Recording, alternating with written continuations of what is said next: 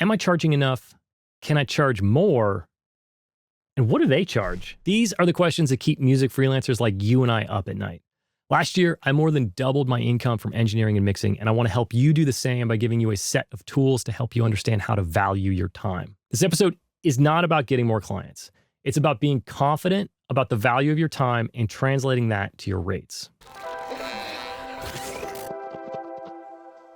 So if you're new to the show, my name is Travis Ferentz. I've been working as a recording engineer and mixer in Los Angeles for almost 20 years. I've bounced back and forth between being on staff at studios and freelancing. And for the last 7 years, I've been fully freelance, and it's only been like the last half of that time that I've really felt that I understood rates and value. So let's get right into the question that we're all asking ourselves.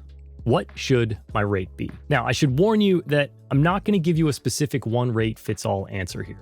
It's going to be different for everybody, and it's going to change throughout your life. And that's the key point. Your rate has to change. What I'm going to do is I'm going to give you philosophies and ideas that have helped me answer these questions for myself. The first step to determining your rate is to understand the current value of your time. Not what you believe your time should be worth, but what you're actually making per hour of time worked at this moment. About 10 years ago, I was on staff as an engineer at Capitol Studios in Hollywood. I was making around $35 an hour, which felt substantial compared to the $10 I started at when I first moved to LA. But the real money was in the freelance mixing I was doing on the side, or at least so I thought. I was doing mixes for, at best, $500 a song. $500. That was a lot of money at the time. An 8-hour day at Capitol was only getting me $280 before I paid the tax man, so this was way better, right? I assumed it was, until I counted the hours that it was taking me to deliver a mix. That's when I realized that I was actually making more per hour at my engineering gig. I had fallen for the illusion that many of us are tricked by, the illusion that a project fee is making us more money than working an hourly job. But many of us don't take into account the amount of time it takes to do that job. We just get excited about putting a bigger number at the bottom of the invoice. I was pretty shocked when I did the math and learned my hourly gig was paying me more. So I started tracking every project I did that wasn't through Capitol. Everything from engineering day rate gigs to mix projects. It all went into a spreadsheet. There's a version of that spreadsheet available for free in the description below.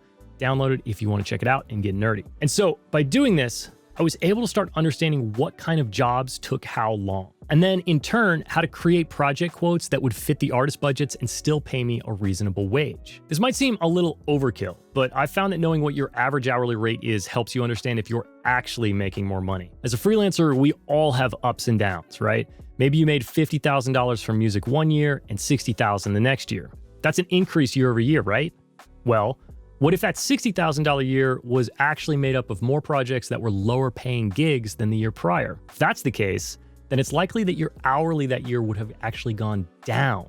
So you technically made less money for your time. This is why I think as a freelancer, your hourly wage better dictates how much you're making than a yearly gross total does. Another reason to be aware of your current hourly is to make sure you're even making a livable wage. If you're making, say, $20 an hour working at a local restaurant and you're only making $8 an hour from your music side work, then you should not be rushing to quit that job just yet. Wait until you see that you're making at least the same. Then you know that you'll be covering your expenses and maintaining your standard of living. Which brings us to our next point. You've got to understand how much money you need to live. So now that you know how much money you're making from your music, the next step to determining your ideal rate is to understand your expenses. Begin by listing out your core living expenses. What is your rent? How much do you spend on food and transportation? What are your monthly business expenses? Do you have subscriptions or studio rentals? And don't forget about debt, loans, mortgage, car payments, all of that.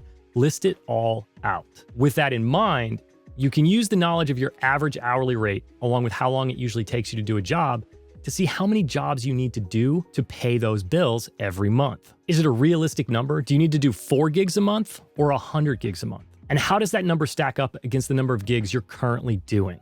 I'm not going to work through every scenario here because everybody watching this is going to be in a completely different financial equation.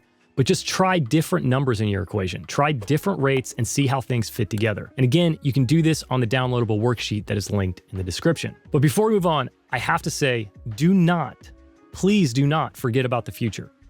If you're trying to make music your full-time job, then yes, worry about matching your income first. But if you're watching this and you already make most of your income from music production, then start thinking about saving. How much do you need to set yourself up for retirement or having a family or going on vacation? Now, I'm not the one to be giving proper financial advice, but I can say from 20 years in this business that many of the music production jobs that you're going to find out there only pay you when you're in the room doing the work. So will you want to be in the room doing the work at 70? Maybe, hopefully, right? Because we all love this, but maybe not. You've got to think long-term once you have the financial positioning to do so. And so along those lines, don't forget to give yourself a raise, like I mentioned in the beginning. That's the best part of being a freelancer. You have the power to increase your rate at any time you choose, especially in the current world of high inflation.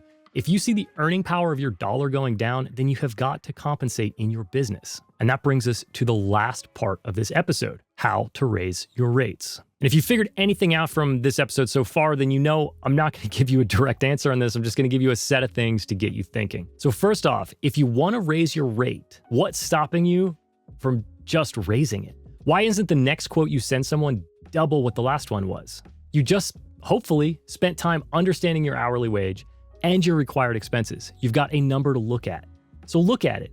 Is that hourly wage what you believe your time is worth? It's that simple. When you see that number, are you pissed or are you feeling pretty good? If you're not satisfied, then what makes you feel compensated for your time? If you're making $10 an hour and you want 20, why can't you double your rate? Ultimately, your worth comes down to what you want it to be.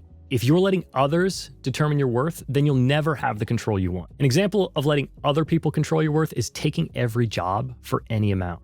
If you're starting conversations with what's your budget, then you're essentially saying, I don't know what I'm worth, and you are no longer in control. On the other hand, if you know how long it takes you to do a job and what your hourly is, you can say with confidence, I can do a job like that for about $1,000. And then wait. If they come back and say that they only have 800, then you can once again take your knowledge of what your time is worth and decide, is this project worth it to me to make less on? Maybe it's an artist that you could have a long-term relationship with, or maybe you just love it and it makes your soul happy to be involved. That is totally valid. We are making art. Sometimes we got to do one for us. But at least you're aware that you've made that choice. You are still in control of your rate. Here's another angle. What if you've run all these numbers and you truly believe that you're maxed out in your current market? Maybe $400 for a mix is the most anybody in your town will pay.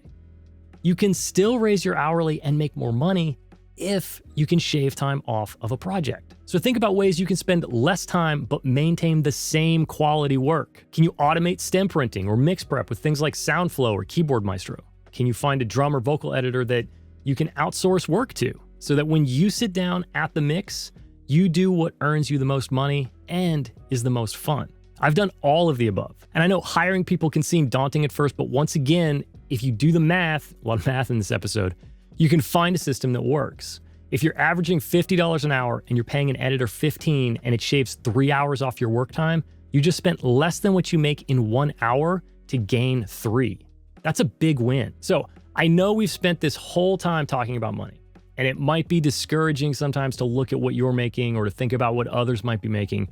But I really believe that being willing to do this math and look at these numbers is empowering. It was for me. It changed the way I thought about the jobs that I took. I think it also brings to light gaps that you might have, which is important. Those gaps reveal where you need to grow and improve. If you need to charge X amount and nobody's willing to pay that, then why is that? What is the gap that you need to close to make that rate a reality? Do you need more experience? Do you need to find a different client base? Is there a skill you can learn or a service you can add that would help? Maybe it's just your sales pitch. You'll learn a lot about yourself by just digging under the hood of your business. I definitely did. So don't forget to check out the downloadable worksheet below, and remember that this is all meant to give you the tools to recognize where you currently stand and plan where you want to go. And as a freelancer, it is your responsibility to decide the value of your time. Don't let anybody else tell you what you're worth.